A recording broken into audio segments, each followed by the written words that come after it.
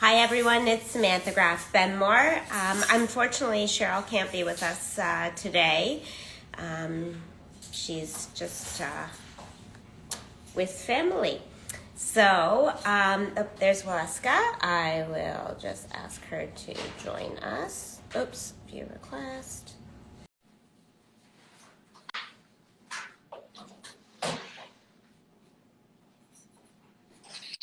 Hello. Thank you. How are you? Super easy, right? Well, my daughter was here trying to help me. I love it. I love it. I promise you would have been able to do it on your own, though, for sure. Welcome. Thank you. So Cheryl can't be with us today. She's actually with family after 2 years of not seeing them. She and my father got on a plane and went south. So Wonderful.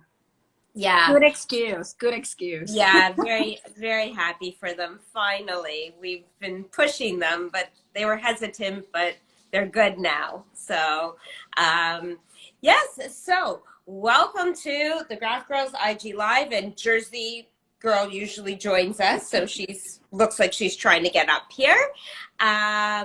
I am so excited. I love everything that you do. I get your Monday videos, so I'm really excited for everybody to learn about what you've done. Do you want to start with your book, the 28-day gratitude? Sure. Let me just grab it. It's behind me. Yeah. So yes, I develop a proprietary system. It's 28 days.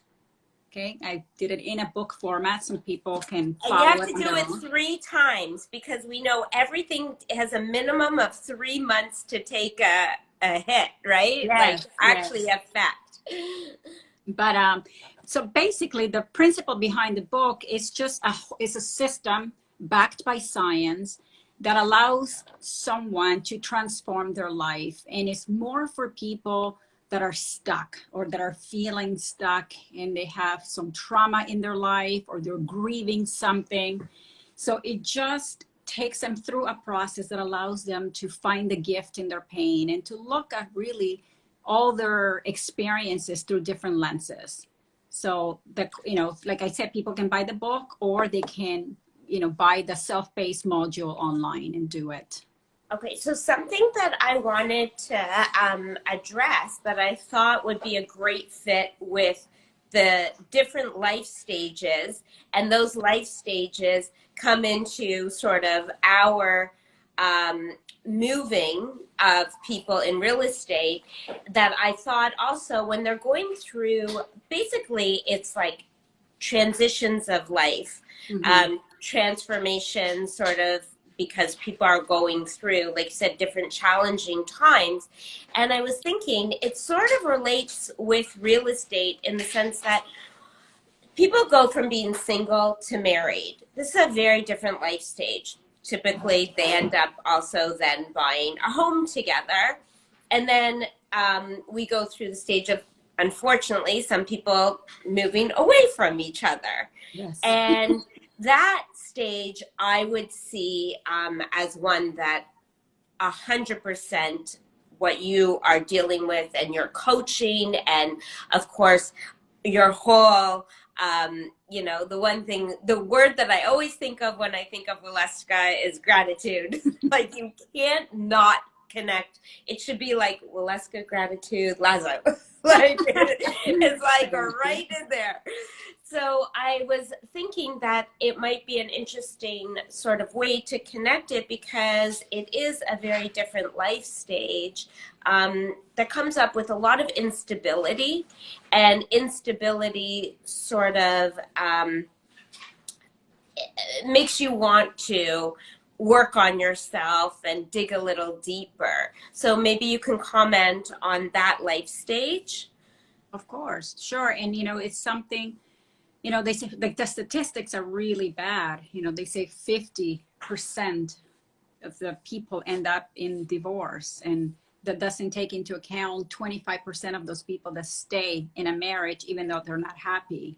So, Right. you know, that's, the odds are against us. And a lot of my students, clients are people that have transitioned, like you call it, into a divorce or a separation. And it's filled with uncertainty, but also fear of the Yes. unknown. Unknown. Yeah. And I think it's all a matter of perspective and how you are trained to look at ending relationships. You know, like no one likes to end anything. And it's a matter of perspective more than anything.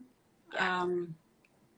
Because I always tell them that it is from the unknown that we build our future. Like that's the Right. best way to build the future, is from the unknown. And sometimes things have to end so that better things can come. Right. Absolutely. And so it's a matter of perspective. But yes, I think with COVID, I've seen a huge jump in my clients coming in and saying, I'm going through a divorce, I'm going through separation.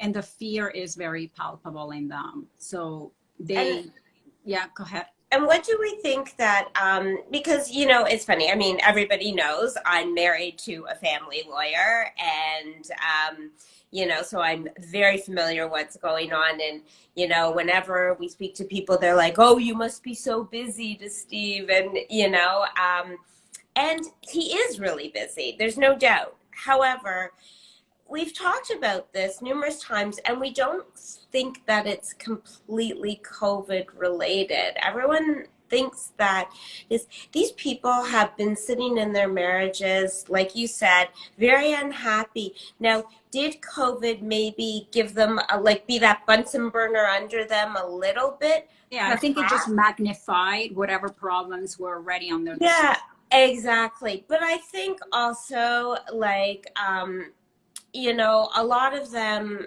are like they were ready. It's just that it might have actually made them sort of, because like I said, it was so unknown in the beginning, especially. Nobody knew, was this going to be a month, 2 months? I mean, look, here we are 2 years later almost. And, you know, this is still going on. And there's been so much shifts with, yes, people working from home, you know, and trying to figure out that routine.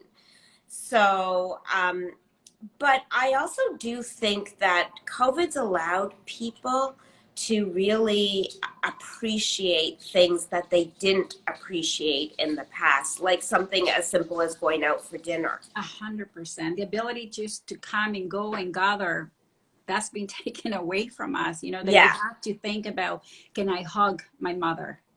Can I give her a exactly. kiss? I mean, I'm Spanish. We kiss Right. all the time, and not being able to do that is very strange. So yeah, it makes you realize how much we value connection.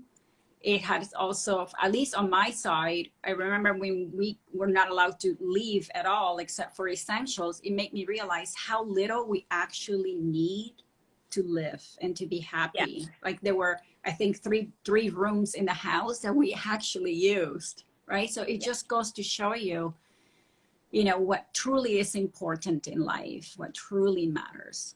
Yeah, and this is a lot of what Waleuska's short videos and Monday videos and coaching, you know, it really is this concept of being grateful for what you have and not focusing so much on what you don't have. And, you know, that's been a real lesson, I think, through the COVID time and everything, because yes, we realize what we don't have anymore, but then you've got to look around and appreciate, like I have to admit, I mean, it's no secret I got married for the first time much later in life. And, you know, I have to admit, like my heart really went out to people who were on their own. Like I've had this conversation multiple times with my parents and Steve, and I'm like, honestly, I think I would have just lost it at that, like at this time, because being alone for so long, yes, I really knew how to be alone, but I think this could have pushed me over the edge. And sadly, I do know some people who it did push them over the edge, and they really, really went downhill. And thankfully, most of them are back on their feet at this point. But it really, really took a toll on people who were on their own. And perhaps you can speak to how you could help somebody if maybe someone's listening or watching or knows somebody, if they are at that point, because we are still in this. Yes, and it's all about being adaptable. So I think we need to train ourselves every day to be adaptable and to Yeah, welcome what life throws at us rather than always thinking that we're in control. And, right. we like the predictable, we like the known, and Yeah, that's when we get hurt and hit hard. But if you're the kind of person that has the attitude that, you know what, I'm going to be able to handle whatever life throws at me. And if life has me go through this, it's because it believes that I'm strong enough to overcome it. yeah, That mentality, really helps because, like you said, if you're alone, like what I tell my clients when they complain, I'm alone, I don't have anyone. Like thank God this happened at a time when we are technologically advanced, right? So we have and Zoom, it we have forced them. Instagram, we have all these ways and video and Yeah, telephone to stay in touch. And yeah, so life may not be exactly the way you wanted, but it's still beautiful. So it's all about the perspective. yeah, and like you said, I think adapting to the new ways. Like, I have to say, like, when this first hit, I was like, how on earth am I going to service my clients? I can't do that Yeah. through video. Like, I need to physically be there with them. I mean, even when we switched to electronic offers and everything like this, I still always like to sit with my clients. Like, you know, being in, I mean, ages me, but being in the business for like 26 years, I mean, literally, we always said the person who brought their clients in the car with them and sat outside, that's who always got the multiple. When we're representing a buyer and we're on multiple offer, that's who got it. It was just this mindset of Mhm. physically being there meant that we were doing that much more. And really getting a feel for somebody. And now I'm you I'm have to not a adjust. huge, yeah, but we got forced. We got Mhm. forced to do this. I mean, I even remember when we first, Steve and I really started this show. Um, and then my mom and I started doing it, but it was really, I mean, we were laughing. Like, I'd be like, Steve, look at the camera. Like, and he'd be like this, like That's wide true. eyed, I mean, like, and then his marketing person was, Sam's fully talking to the camera. Steve, you're talking to her. You're like this. We're seeing the side of your face. Like, as we were sitting on the couch, we didn't know what we were doing, you know? But you get comfortable and you have to learn to switch gears, and be open to it. Yeah. So, going back though, I was asking, like, how and what can you offer in order for somebody to help them if they just can't switch the gear? How do you work with them, and what kind of tools can you offer them to maybe help them make even a baby step? Sure. I mean, I do, without knowing the specific, circumstance, it's Of difficult. course. But a lot of the things that I would teach someone either in the course or when I do one-on-one coaching, it's how to self-regulate is so important because stress and depression is the number one killer in the world. So I teach my clients in those moments when they're stressed and they spiral down, how they self-regulate. And it's a very quick technique that you can do it in 5 minutes, 3 minutes. You can be sitting in traffic, right? Right. And it's just a way of breathing because breath is powerful. When you Very. breathe slower and deeper than usual, immediately sends a signal to the body in the language that the body understands, and it tells the body that you're safe. You're not on a fight or flight mode, because the minute we get stressed, our stress response turns on in Yeah. the body, and then we begin to release cortisol and all kinds of chemicals that aren't great for us. So I teach them that process of self-regulating to breath. If someone is spiraling and feeling depressed, I tell them rather than suppress the feeling, express them, right? You don't want to trap any emotions. You want to be able to allow the positive emotions, but the negatives as well. You have to feel everything. You can't just deny them or shame them, or shame on me. You know, I have everything, but yet I'm feeling depressed about this. Well, no, you're entitled to feel your emotions. So I tell them, put a timer, 5 minutes on the clock, and go all out. Complain, cry, punch, do whatever you need to do to just feel your emotions out. And then when those 5 minutes are over, you pick yourself up and think of something to be grateful for. I totally agree. I always say with Steve, I always say, like, I mean, crying's my release mechanism. And even if I'm happy about something, I'll cry. It's a release mechanism of the emotion. I believe in complete connection with feeling and physical also. Years ago, I used to go on our listing presentations and I'd get a panic attack in the middle. And I started doing meditation, and with the timer, I did 1 minute, 2 minutes. I was the person who couldn't even sit through a movie, right? So I did Landmark, and we've had this conversation with Mike and stuff, like it's our big joke that, you know, and he went and everything. But I remember the first time I put a timer on, I'm like, I can't sit and just think of nothing, you know, and you sat, and then it was through breath that I got through 10 minutes at a time. And I'd sit there, and I did it for a year, every single day, 10 minutes. That was it. And then when I got anxious in a listing presentation, or sometimes even on a date, I just got this attack, you know, all I did was breathe, and I was totally fine. So there definitely is a connection between physical and, you know, your headspace. So I completely believe in that, and it's an excellent tool for sure. Yes. And the other tool is just becoming aware of your unconscious chatter, right? Because we are thinking, I think the statistics are 75,000 thoughts a day.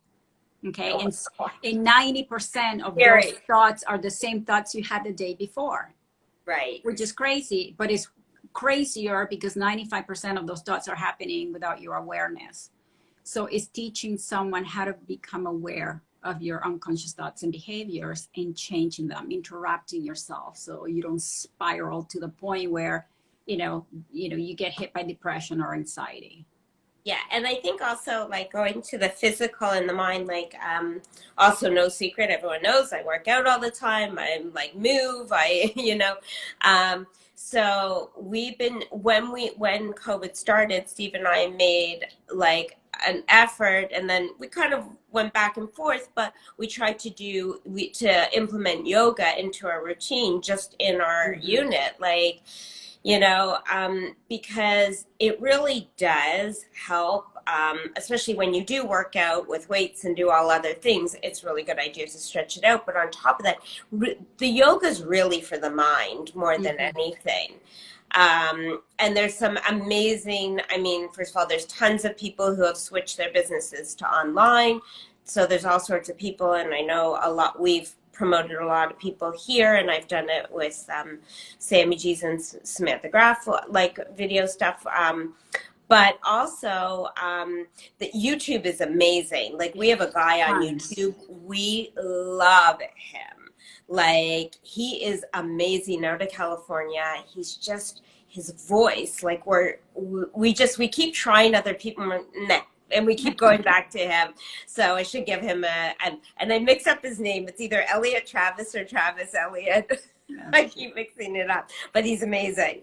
But there's tons of options out there. And I think that, you know, whatever you enjoy, if running's your thing, then run, because you have to use your breath. Yeah, right? It's a way of releasing also.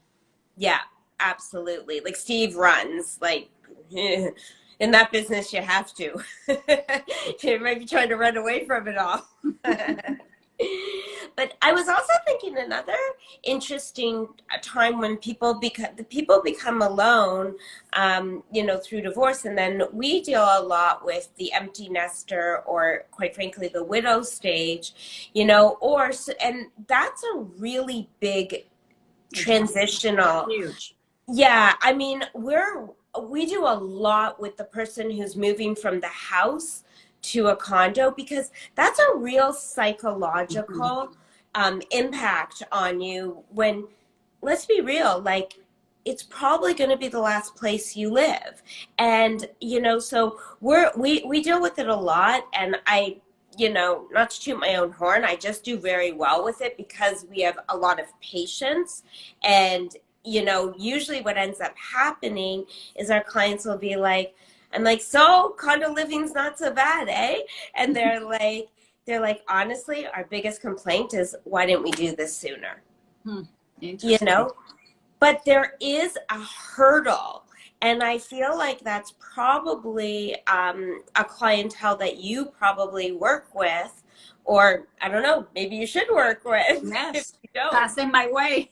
Yeah, no, I just really think that, like, it's a really big change of life and lifestyle. But once you get through it, like, you get a little bit under your belt of practice, so to speak, there's no going back. Like, And that's the key, what you just said. You get through it, right? Yeah. Because when you are in the midst of the storm, the tendency for people is to be fatalist. Like, this is never going to end. I'm never going to get used to this. I don't like the change, right? But instead, if you thought of it the other, in a different way, that it's a transition. It's going like to end. It's going to pass. It's the way you see it, right? Yeah. Glass half empty, or is it half full, right?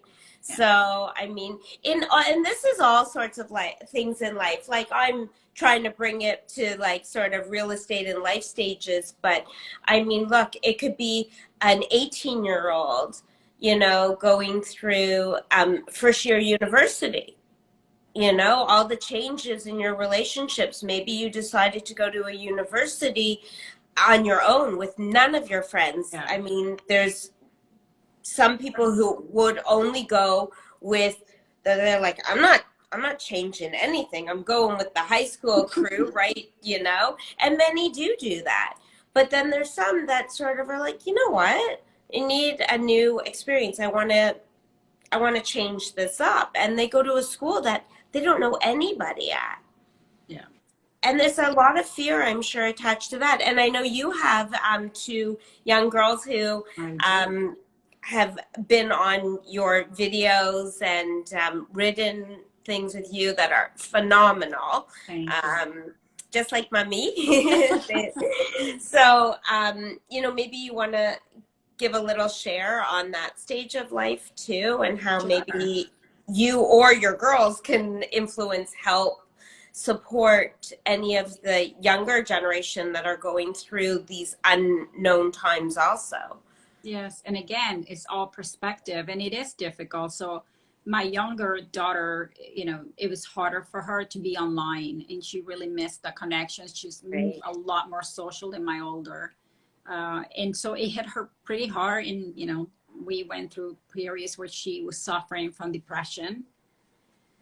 So it's a matter of just helping them accept the fact that this is what we're going through, but it's going to pass. It will end. There is an end, because in everything that happens in life is an end. The good passes, but so does the bad, right? So it was just a matter of making sure that they understand that it will pass, that it's temporary. Right. Everything is temporary. Good point. And, for my older daughter, she missed out on her first year of living in residence. They were sent home halfway into the year.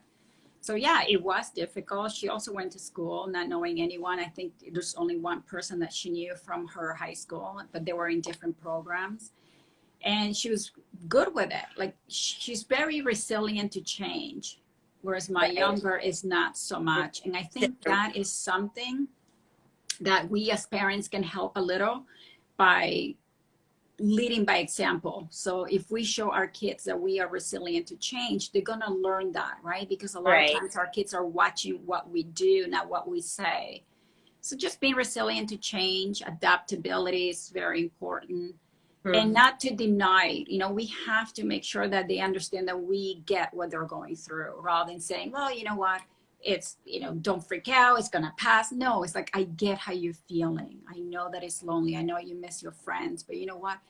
It's going to pass. But first we need to acknowledge how the person's feeling, rather than shame what they're going through. And how, you know, talking about that, actually, it made me think, like, you know, the kids are going through this lonely sort of period, disconnect, so to speak. And we were talking before that one of probably your higher percentage of clients are those who are finding themselves on their own going through divorce. But of course, these people typically have kids. Yes. So the kids are now also going through a very transitional stage because, you know, their family is going their separate ways. And all of a sudden they're probably going back and forth between two different homes. And, you know, they could be two new homes. Or one home where there's safety because it's their room and all the things that are attached to that. But that familiarity in that home is different. So it brings you to your comment on adaptability again. Like, this is change. So difficult, very difficult. My girls had a hard time doing the, you know, back and forth. And that's why early in our divorce, we decided, okay, we're going to build homes that are, you know, one across the other. So our kids can just cross the road and, you know, have access to both parents. But before that, and not everyone can do that. And so what we did to make sure that, because when you're going through a divorce, the child wants to know, how is this going to affect me? Right? Of course.